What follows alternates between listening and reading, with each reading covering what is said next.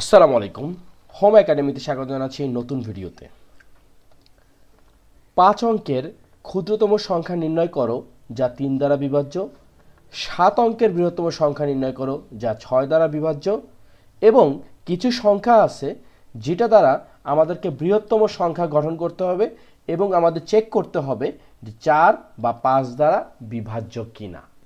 আজকের ভিডিওটা খুবই গুরুত্বপূর্ণ, কারণ এক ভিডিওতে আমরা 3, 6, 4, 5 এই সংখ্যা দ্বারা কোন সংখ্যাগুলো বিভাজ্য খুব ভালো একটা আইডিয়া পেয়ে যাব। ষষ্ঠ শ্রেণীর 1.2 এর শেষ পর্বটি আজকে আমরা শুরু করতে যাচ্ছি, যেখানে পাঠ্য বইয়ের 5, 6, 7 নাম্বার অঙ্কগুলো করব। তো চলো শুরু করা যাক। 5 নাম্বার প্রশ্ন লেখা আছে 5 অঙ্কের ক্ষুদ্রতম সংখ্যা নির্ণয় করো যা 3 দ্বারা বিভাজ্য। তো 5 অঙ্কের যদি আমরা ক্ষুদ্রতম সংখ্যা নির্ণয় করি সেটা কি দাঁড়াবে? 5 অঙ্কের ক্ষুদ্রতম সংখ্যা। এখানে অনেকে একটা ভুল করে। ভুলটা কেমন? আমাদেরকে যদি কেউ জিজ্ঞাসা করে যে 2 অঙ্কের সবচেয়ে ক্ষুদ্রতম সংখ্যা কত, দেখো 2 অঙ্কটা শুরু হচ্ছে 10 থেকে এবং শেষ হচ্ছে 99-তে, তাই না? এর থেকে 1 যদি বাড়াই তাহলে 3 অঙ্ক হয়ে যাচ্ছে, অর্থাৎ 100। আর যদি 1 কমাই তাহলে চলে আসতেছে 9, যেটা 1 অঙ্কের। সুতরাং 2 অঙ্কের সবচেয়ে ক্ষুদ্রতম সংখ্যা হচ্ছে 10। এখানে লক্ষ্য করো 2 অঙ্ক, অর্থাৎ একটা 1 থাকতেছে, একটা 0 থাকতেছে। ঠিক তদ্রূপ 5 অঙ্কের ক্ষুদ্রতম সংখ্যার ক্ষেত্রে একটা 1 থাকতেছে এবং 4টা 0 হচ্ছে। আবার দেখো যে 2 অঙ্কের সবচেয়ে বৃহত্তম সংখ্যা হচ্ছে 99, কিন্তু যখন আমরা 1 বাড়াচ্ছি 100 যখন হচ্ছে, সেটা কিন্তু 3 অঙ্কের সবচেয়ে ক্ষুদ্রতম সংখ্যা হচ্ছে। তো 5 অঙ্কের ক্ষুদ্রতম সংখ্যা হচ্ছে 1 লিখে 4টা 0, অথবা আমরা বলতে পারি 10,000। এখন প্রশ্নটা হচ্ছে যে এই যে ক্ষুদ্রতম সংখ্যা আছে, এমন একটা সংখ্যা নির্ণয় করতে হবে 5 অঙ্কের, এবং সেটা ক্ষুদ্রতম হবে যেটা কিনা 3 দ্বারা বিভাজ্য। তো 3 দ্বারা বিভাজ্য করার আমরা নিয়ম জেনে গেছি, যে সংখ্যাগুলো থাকবে ওই সংখ্যাগুলো যদি নিজেদের মধ্যে যোগ করি, সেই যোগফলটা যদি 3 দ্বারা ভাগ করা যায়, অর্থাৎ ভাগফল হবে কিন্তু কোনো ভাগশেষ থাকবে না, তাহলে আমরা বুঝতে পারবো ওই সংখ্যাটা 3 দ্বারা বিভাজ্য। তো এই সংখ্যাটাকে যদি আমরা যোগ করি এইরকম করে, দেখো 1 যোগ 0 যোগ 0 যোগ 0 যোগ 0, কত আসতেছে? 1 আসতেছে। এখানে এখানে এখানে 1 সংখ্যাটি, অথবা আমরা আরেকটু সহজ করে লিখতে পারি, এখানে যোগফল 1 3 দ্বারা বিভাজ্য না, কারণ এই 1 3 দ্বারা ভাগ করা যায় নাই। আরেকটা কাজ আমরা করতে পারি, আমরা নিজেদের জানার জন্য এই 10,000কে আসলে 3 দ্বারা কি বিভাজ্য কিনা, বা বিভাজ্য যে না, আমরা কিভাবে দেখব? এখানে ভাজ্য হিসাবে আসতেছে কত? 10,000, আর ভাজক হবে 3। তার মানে 3 3 9, নামলো 1, নামলো 0, 3 3 9, 1 নামলো 0 নামলো, 3 3 9। তাহলে এখানে 1 নামলো, এই শেষে 0টা নামলো, আবারও 3 3 9। আমাদের ভাগ শেষ থাকতেছে কত? এটা হচ্ছে ভাগ শেষ 1 থাকছে, আর ভাগফল হয়েছে কত? 3333। সুতরাং আমরা দেখতে পাচ্ছি যে একে তো আমরা জানি যে নিজেদের মধ্যে যোগ করার ফলে যদি 3 দ্বারা ভাগ করা না যায়, তাই এই 10,000 3 দ্বারা বিভাজ্য না। এখন দেখো এখানে যোগফল 1 3 দ্বারা বিভাজ্য না, কাজেই এই যে 10,000 সংখ্যা টিও 3 দ্বারা বিভাজ্য না। তো 3 দ্বারা বিভাজ্য হলে কত হতে হবে? মিনিমাম এটার যোগফল 3 হতে হবে, তাই না? এটার যোগফল মিনিমাম 3 হতে হবে। তো 1 এর পরবর্তী বিভাজ্য সংখ্যা কত? 3। সুতরাং 3 বিয়োগ 1 সমান 2 যোগ করতে হবে কার সাথে? এই 10,000 এর সাথে, এর সাথে। তাহলে সংখ্যাটি কি হবে? 3 দ্বারা বিভাজ্য হবে। কথাটা কি? কথাটা হচ্ছে এই যে 10,000, সুতরাং নির্ণেয়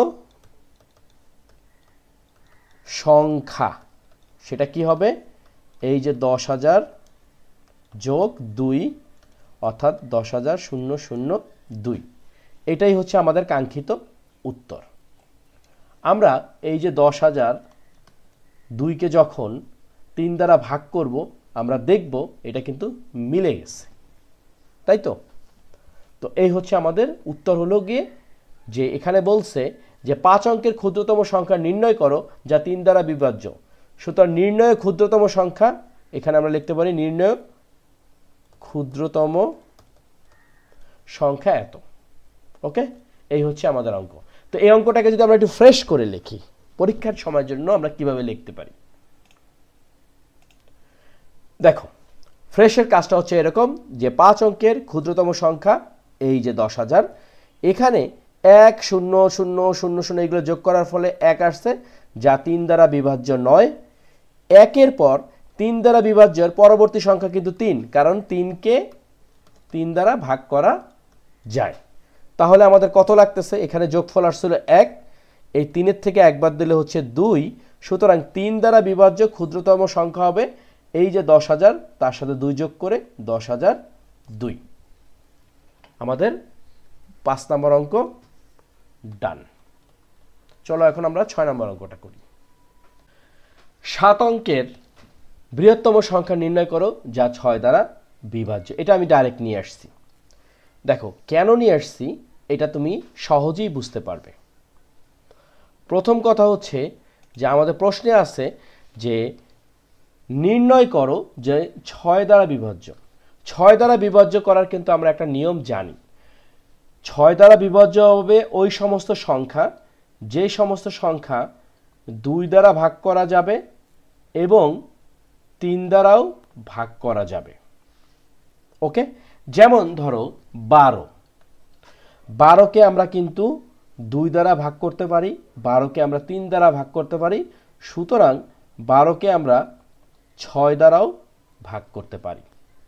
মূল কথা হচ্ছে ওই সমস্ত জোড় সংখ্যা যেই সমস্ত জোড় সংখ্যা 3 দ্বারা ভাগ করা যায় সেই সংখ্যাকে 6 দ্বারাও ভাগ করা যাবে।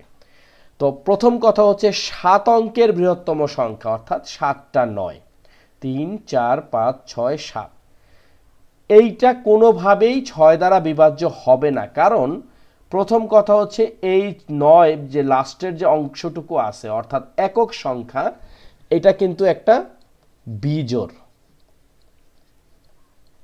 সুতরাং এটাকে আমাদের জোড় বানাতে হবে।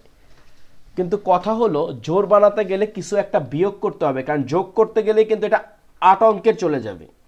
তো এখান থেকে আমরা কত বিয়োগ করতে পারি? এমন একটা জিনিস বিয়োগ করতে হবে যেটা বিয়োগ করার পরে কিন্তু আবার 3 দ্বারাও বিভাজ্য থাকবে। ওকে, তো দেখো এই যে 7 অঙ্কের বৃহত্তম সংখ্যা, এটাকে যদি আমরা 9 যোগ 9 যোগ 9 যোগ 9 যোগ 9, এই 7টা 9 যদি যোগ করি পাবো হচ্ছে 63।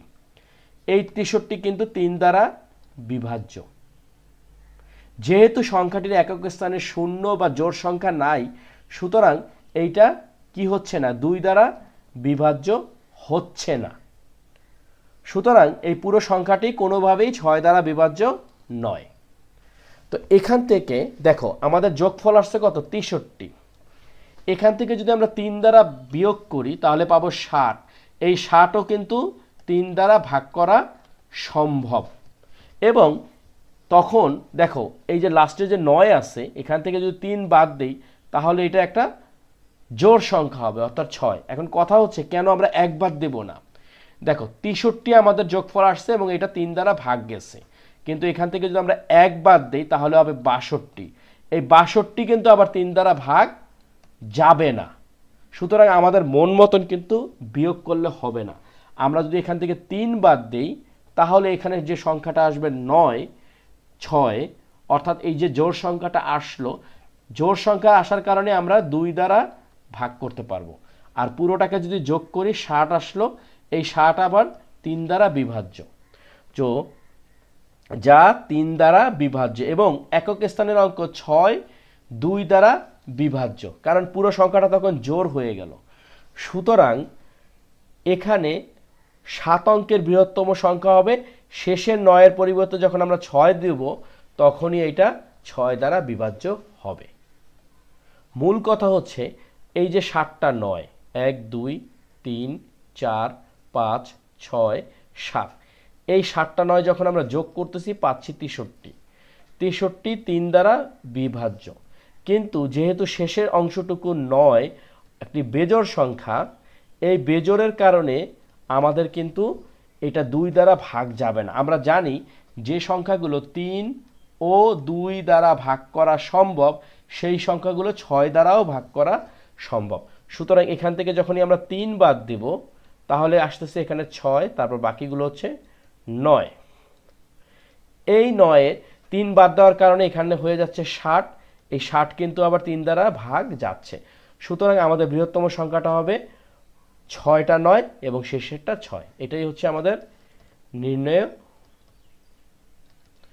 বৃহত্তম সংখ্যা। সেটা কত, 1 2 3 4 5 6 এবং লাস্টে হচ্ছে 7 নম্বরে 6। এই হলো আমাদের উত্তর। আশা করি তোমরা সবাই 5 নম্বর অঙ্ক এবং 6 নম্বর অঙ্ক বুঝতে পেরেছো। 3-এর নিয়ম হচ্ছে যোগ করে যদি ভাগ 3 দ্বারা যায় তার মানে ওটা 3 দ্বারা ভাগ যাবে, আর যে সংখ্যাগুলো 3 দ্বারাও ভাগ করা যায় 2 দ্বারাও ভাগ করা যায় সেইগুলো 6 দ্বারাও ভাগ করা যাবে। তো 5 এবং 6 শেষ। চলো আজকের শেষ অংশটুকু করি। এই অঙ্কটা আমরা ডাইরেক্ট করব। দেখো এখানে লেখা আছে 3 0 5 2 7 এলোমেলো কিছু সংখ্যা দেওয়া আছে। অঙ্কগুলো দ্বারা গঠিত বৃহত্তম সংখ্যা 4 এবং 5 দ্বারা বিভাজ্য কিনা তা নির্ণয় করো। দেখো একটা বিষয় বলে রাখি, যে সকল সংখ্যার শেষে 0 বা 5 থাকে সেই সংখ্যাগুলো 5 দ্বারা ভাগ করা যায়। আবার একক এবং দশক, একক, দেখো এই যে একক এবং দশক, এই দুইটা সংখ্যা যখন থাকবে, এই সংখ্যা যদি 4 দ্বারা ভাগ করা যায় তাহলে পুরো সংখ্যাটাও 4 দ্বারা ভাগ করা যাবে। তো আমাদের যে এলোমেলো সংখ্যাগুলো আছে এইগুলোকে যদি আমরা সিরিয়ালে লিখি অর্থাৎ বৃহত্তম করি তাহলে 7 হচ্ছে বড়, তারপর 5, তারপর 3, তারপর 2, তারপর 0। এই 7 5 3 2 0। ইন্টারেস্টিং বিষয় হচ্ছে সবার শেষে 0 আছে, সুতরাং এটা 5 দ্বারা ভাগ করা সম্ভব। আবার শেষের দুইটা সংখ্যা হচ্ছে 20, এই 20ও কিন্তু 4 দ্বারা ভাগ করা সম্ভব। সুতরাং যেহেতু 0 আছে তার মানে পুরো সংখ্যাটা 5 দ্বারা ভাগ করা সম্ভব। আবার যেহেতু 20কে 4 দ্বারা ভাগ করা সম্ভব, সুতরাং এই ৭৫,৩২০কেও 4 দ্বারা ভাগ করা সম্ভব। সুতরাং ৭৫,৩২০ এর একক স্থানীয় অঙ্ক 0, অর্থাৎ সংখ্যাটি 5 দ্বারা ভাগ করা সম্ভব। তো হয়ে গেল, আমরা দুটাই বের করলাম। 20কে 4 দ্বারা ভাগ করা যাচ্ছে, 0-র কারণে 5 দ্বারা ভাগ করা যাচ্ছে। আর আমাদের কাঙ্ক্ষিত উত্তর হচ্ছে 7 5 3 2 0 এবং এটা কি, এটা হলো সঠিক। অনেক ধন্যবাদ। 1.2 আমরা শেষ করে ফেললাম। এই ভিডিওটা খুবই গুরুত্বপূর্ণ, কারণ পরীক্ষার সময় কিন্তু 3 4 5 6 এই ধরনের জিনিসগুলো আসবে, কোন সংখ্যাগুলো বিভাজ্য। তো আগামী পর্বে আমরা 1.3 শুরু করব। আজকে আমরা 1.2 শেষ করলাম।